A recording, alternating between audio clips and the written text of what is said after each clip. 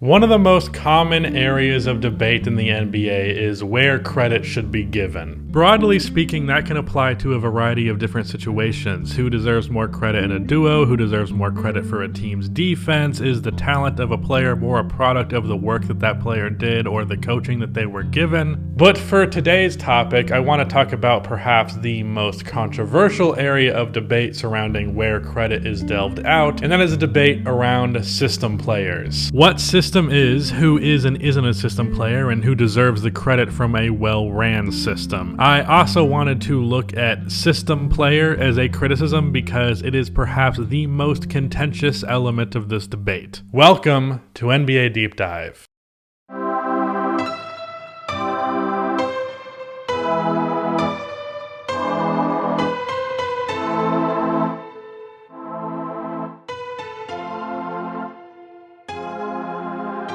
I have two quick favors to ask before we get into this video. One, if you have not already, please subscribe, especially if you enjoy today's video, because there are multiple in this series already with multiple to come in the future, so you can subscribe specifically for this series. I am trying to hit 200,000 subscribers on this channel before the year ends, and we are coming down to the wire now. So please do me that favor and subscribe. And whether you are subscribed or not, please drop a like on this video. These deep dives typically get about 10,000 likes per, and I really appreciate when I hit that metric because I put a ton of effort into these videos in particular. So please drop a like. It only takes 1 second and it makes a massive difference. On with the video.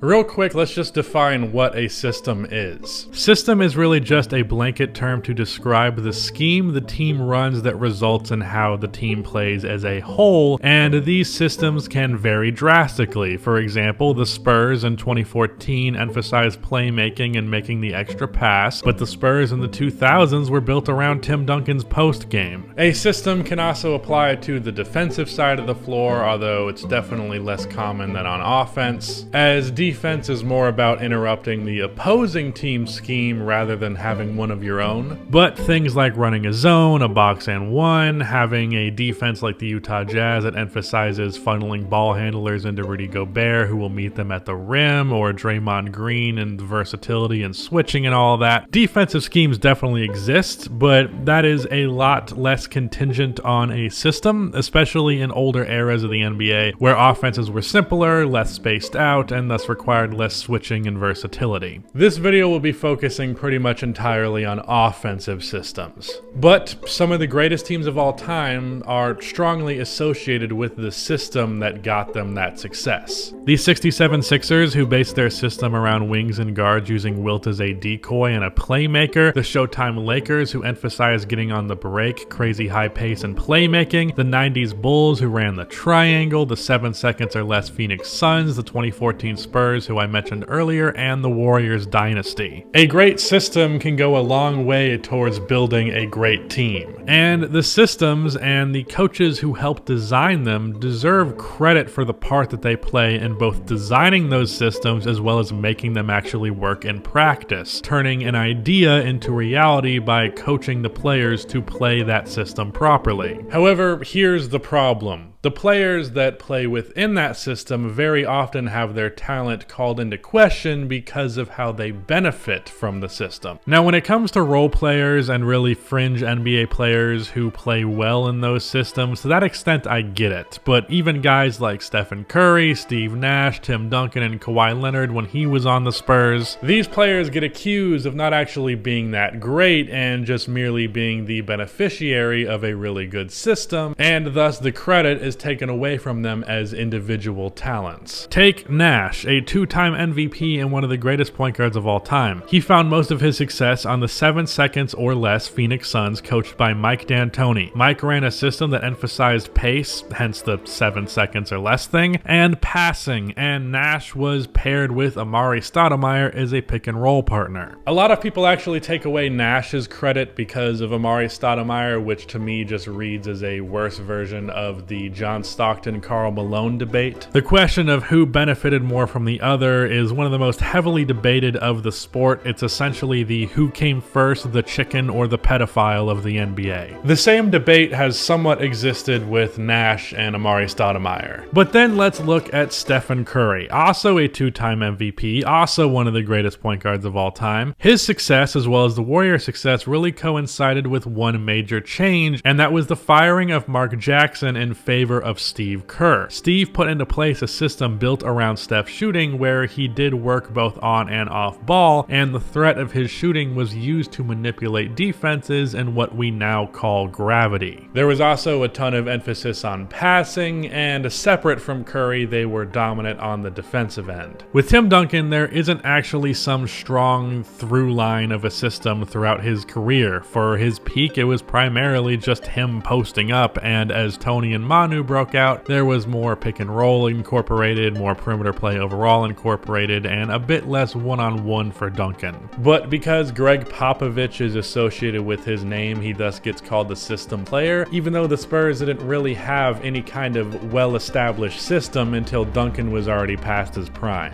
Kawhi ironically came in at the tail end of that system and became the player that he did because of how he broke from that system. The 2013 and 14 Spurs systems really started to dissipate as Kawhi started to break out into his own, to the point where that system was pretty much completely gone by the time that Kawhi was a superstar caliber player. But with Kawhi, it is less the notion that he played in a system that emphasized his strengths, but rather that he benefited from the great development that the Spurs are known for, and that is a whole other topic, potentially for a deep dive down the line. But here's the thing about all of these examples. The systems that we are talking about here were built from the ground up around the players that are being discredited. The Spurs were Tim Duncan until he got old. The Suns were Steve Nash. The Warriors were and still are Steph Curry. Look at the Suns. The Phoenix Suns, when building the roster, saw a small guard who was a phenomenal playmaker and shooter who played the game with a ton of pace, and they decided, hey, pair him with a great pick and roll option of a big man who also is going to run the floor. Let's give him some shooting wings. Let's put some players who are going to run the break out there, basically just surround a playmaker with a ton of play finishers. And let's accommodate for Nash being an awful defender by surrounding him with a ton of really good defenders. And D'Antoni ran an offense based around a small guard with Nash's skill set. It's not as though just any player could step into that role. Gennaro Pargo was not one D'Antoni system away from being a two-time MVP. Sorry for the Gennaro Pargo slander. It was uncalled for, but you get my point. Sure, there are some players who could have effectively played the same role as Nash, but those players are also all-time great talents. Take an even greater example with Steph and the Warriors. The entirety of the Warriors system is built around Steph's gravity, something no other player in league history could match. The shooting of Steph combined with how he opens up the offense for everyone else is the foundation of the Warriors dynasty. All Steve Kerr did was utilize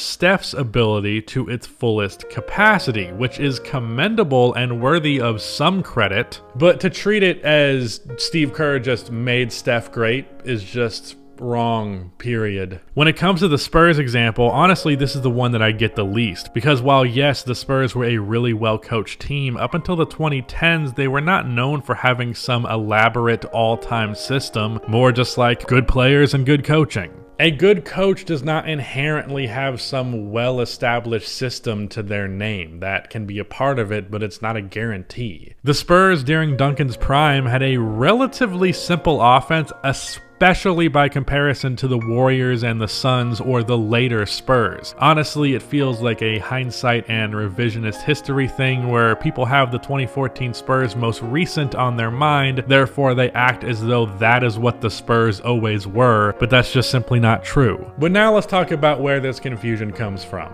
It's what I mentioned earlier. The system is built around the player, but that happens simultaneously with the player breaking out. Curry broke out right as Kerr's system was being implemented. Steve Nash signed with the Suns right as that system got implemented. Duncan joined the Spurs and Pop's second year as head coach. Sure, Nash was an all-star on the Mavericks. Sure, Steph was a star in his own right previous to Kerr. Sure, Duncan was a highly touted prospect, but there is no doubt that them reaching the heights of their success was coincided with these systems. But the thing is, that is what a coach is supposed to do in the NBA. And that association does not mean the player is otherwise worse. You look at your roster and then you build a system around the strengths and weaknesses of your best players. It is a bad move as a head coach, especially in the NBA, to not account for your personnel when designing your scheme, because you end up trying to fit a square piece in a circular hole, and that's just not going to work. An example of this would be Fred Hoiberg, who had a reputation as a pace and space coach, who became the head coach of a team that had Jimmy Butler, Dwayne Wade, and Rajon Rondo as the big three. Not exactly pace, and especially not space. That's for damn sure. Fred was not a good coach, so his system did not adapt to his talent whatsoever. Not that there was a ton to work with, because while this group did have some talent, it was not one that had high expectations, especially in the modern era. But Fred did that team zero favors by running a system contradictory to the personnel on the roster. A good coach like Kerr or D'Antoni or Popovich will build the system around the best players' strengths and weaknesses. So it is the players that define the success of the system, not the system that defines the success of the players. It is not an easy distinction to make, but it is a very important one. So really what people are doing when they criticize a player for being a system player is criticizing a player for having ideal circumstances for their talent to be most properly utilized, which when it comes to comparisons to players who didn't have those circumstances, I to some extent get it. When a player had poor coaching and talent around him, whereas the other player had the opposite, if you're a fan of the player that didn't get that, you might feel some type of way when no one is taking that into account when you're comparing the two. But at the end of the day, a proper system that benefits its players should not be held against that player just because it got the most out of somebody. Really, that's just evident of the true potential of how good they are. So if anything, it's only something that further emphasizes how good a player is, certainly doesn't take away from it. This kind of ends up coming down to a matter of where anger is directed. Because I feel as though almost all criticism of a player being a system player comes down to when you're comparing that player to others. Man, Kobe should have won those MVPs. Nash is a system player. Dude, Curry ain't better than Russell Westbrook. He's a system player. Duncan isn't actually that great. Kevin Garnett was better. Duncan was just in a better system. Kawhi isn't better than Paul George. Kawhi is a system player, which is something that KD said back in the day. So here's the thing about that. First of all, outside of maybe Duncan, every example there, the player who also has a system is also just a better player even without it, so there's that. But second, the problem is not that these players who you claim are actually secretly worse got that system. The problem is the player that you think is better didn't. This is the same shit as I said before in the Ben Simmons video. Blame gets misplaced and it leads to dumbass arguments that stilt any actual progress and nobody benefits from it. A team system really goes as far as the talent on the roster allows it to go, not the other way around. Steph Curry was so intriguing. Draymond Green was so intriguing that you felt that you had to. Yeah, but I mean, I talked to coaching friends of mine, and they all said the same thing. They said, your talent is everything in coaching, and it's true. I mean, I remember saying, well, you know, Phil Jackson is my guy, and one of my good friends said, which job do you think Phil would take? And I was like, ooh, man. And that kind of got me because, you know, think about it. Phil Jackson takes the Bulls job when he's got Michael Jordan, Scottie Pippen, and his career takes off. The Warriors were already good. You know, they were a 50-win team. They got all this young talent. Right. So honestly, if I'd taken the next job, I would have been spun through that cycle and been gone in 2 years, guaranteed. A system player is someone on a team who is more or less replaceable. You can replace Danny Green with like Robert Covington, and what you're going for with that role is pretty much going to work regardless. That type of player is not that impossible to find. You can replace Harrison Barnes with Andrew Wiggins as a recent example. But if a player cannot be easily replaced, if at all, in the case of Stephen Curry, because you just can't replace him, period, because there are 0 players like him in league history, that player is not a system player. That player is the system.